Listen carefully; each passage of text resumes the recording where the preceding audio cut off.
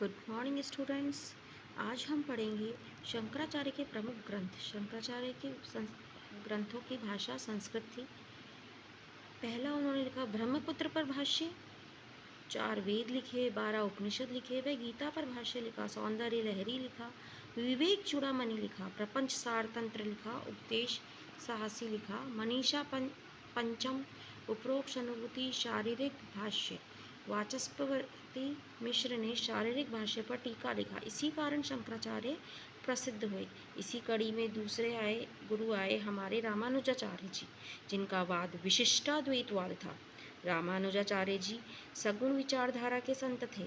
इनका जन्म 1017 11वीं शताब्दी में पैराबदूर तमिलनाडु में हुआ। इनके गुरु यमुनाचार्य जी पहले गुरु थे। आलवार विष्णु को मानने वाले यादव प्रकाश का कांसी पर दूसरा गुरु बनाया। इन्होंने वेदों की शिक्षा ली। तो पहले गुरु इनके थे यमुनाचार्य, दूसरे इनके थे यादव प्रकाश जी।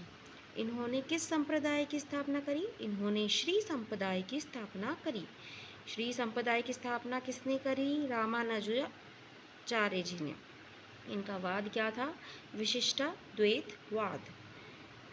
भक्ति को दार्शनिक आधार प्रदान किया इन्होंने। प्रमुख केंद्र इनका कांची व श्रीरंगम तमिलनाडु में था। श्रीरंगम मंदिर में कई समय तक शिक्षण का कार्य किया गया था। ज्ञान मोक्ष का आधार नहीं है, इन्होंने बोला। मोक्ष प्राप्ति के लिए भक्ति को आधार बताया। तमिलनाडु के शासक कौतलकुंज प्रथम, जो कि नैना और शैव को मानने वाले विचारधारा का पक्षधर था, उसने रामानुजाचार्य जी को विरोध किया। अतः रामानुजाचार्य जी ने श्रीरंगम छोड़कर तिरुपति, जो कि आंध्र प्रदेश में है, अपना केंद्र बनाया। इनके ग्रंथ थे वेदांत संग्रहम, श्री भाष्यम, गीता भाष्यम, वेदांत द्वीपम, वेदांत सारम और शरणम गति गद्यम। इसके बाद हमारे तीसरे गुरु आते हैं माधवाचार्य जी, जो 12वीं से 13वीं शताब्दी के संत थे। इनका वाद द्वैतवाद, आत्मा और परमात्मा एक नहीं है, सृष्टि और सृष्टा अलग अलग हैं, ये 2 तत्व माने गए हैं। इनका जन्म के बारे में 2 मत मिलते हैं, 1199 ईस्वी से 1276 या 1238 से 1317। इन्होंने कहा उडुपी केरल में इनका जन्म हुआ। इनका गांव पाजक शिवनल्ली नामक स्थान पर हुआ। इनकी उपाधि, जो कि बहुत महत्वपूर्ण है एग्जाम पॉइंट ऑफ व्यू से, उपाधि इनकी पूर्ण प्रज्ञ, आनंद तीर्थ और वायु का तीसरा अवतार माना गया। वायु का तीसरा अवतार किसे माना गया? माधवाचार्य जी को माना गया। वायु के अवतार हनुमान जी और भीम को भी माना जाता है। सामाजिक कार्य, इन्होंने यज्ञ के समय दी जाने वाली पशु बलि पर रोक लगवाई, ब्रह्म संप्रदाय की स्थापना करी। इनके प्रमुख ग्रंथ थे अणुभाष्यम, न्याय विवरण, गीता भाष्यम, ऋक भाष्यम। ऋग्वेद के प्रथम 30 सूक्तों का पर इन्होंने लिखा गया भाष्य। वैसे टोटल ऋग्वेद में 1028 सूक्त हैं। माधवाचार्य ने रामानुज व शंकराचार्य द्वारा दिए गए दर्शन का खंडन किया। माधवाचार्य जी द्वारा बनाया गया संप्रदाय कौन सा था?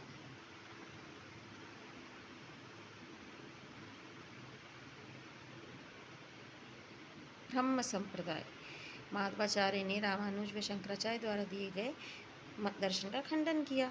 माधवाचार्य के अनुसार इस संसार में 2 प्रकार के लोग मोक्ष को प्राप्त नहीं कर सकते। नित्य संसारी, जो सांसारिक मोह माया चक्र में उलझे रहते हैं। दूसरे तमोगुणी नशा करने वाले, ब्रह्मचार्य का पालन नहीं करने वाले लोग, ऐसे लोग जो नरक के भागी होते हैं। इसके बाद अगले गुरु आते हैं रामानंद जी। रामानंद जी को उत्तर भारत में भक्ति आंदोलन के सेतु कहा गया है। द्रविड़ भक्ति उपजी, लायो रामानंद फैलायो कबीर ने, ये सगुण धारा से संबंधित हैं। इनके गुरु राघवानंद जी काशी के श्रीमठ के आचार्य हैं। जन्म इनका इलाहाबाद में 15वीं शताब्दी के संत हैं। का पिता पुण्य सुधन, माता सुशीला देवी प्रामाणिक नहीं है। हिंदी भाषा का प्रयोग किया इन्होंने। रामानुज के अपने आध्यात्मिक गुरु माना। रामानंद स्वयं श्री संप्रदाय के 5वें गुरु माने जाते हैं। तो रामानंद जी श्री संप्रदाय के 5वें गुरु माने जाते हैं। कई इतिहासकारों ने इनका जन्म दक्षिण भारत माना है। इन्होंने विष्णु के स्थान पर राम की पूजा की। रामानंद ने शैव, नयनार, वैष्णव, आलावार दोनों विचारधाराओं के लोगों में समन्वय स्थापित करने हेतु प्रयाग में सुलह करवाया। रामानंद जाति प्रथा में विश्वास नहीं करते थे, मानव धर्म का सर्वोच्च धर्म मानते थे, अतः सभी जातियों से अपने शिष्य बनाए। इनके प्रमुख 12 शिष्य थे। कबीर जो कि जुलाहा जाति के थे, सेन नाई थे, सगना कसाई, पीपा राजपूत, धन्ना जाट, रैदास चमार, सुरसुरानंद, सुखानंद, अंतानंद, नरहरिदास, पद्मावती, सहजाबाई, सुरसुरी। 2 महिलाएं शिष्य कौन कौन सी थी? पद्मावती और सुरसुरी। तो रामानंद जी के टोटल 12 शिष्य थे, अलग अलग जाति से थे। रामानंद जी के प्रमुख ग्रंथ माने गए हैं वैष्णव मताबंध भास्कर, राम रक्षा स्तोत्रम टीका। मूल ग्रंथ बौद्धिक कौशक नामक ऋषि ने भगवान श्री राम की स्तुति की। सिद्धांत पटल, ज्ञान लीला, योग चिंतामणि और सतनाम पंथी।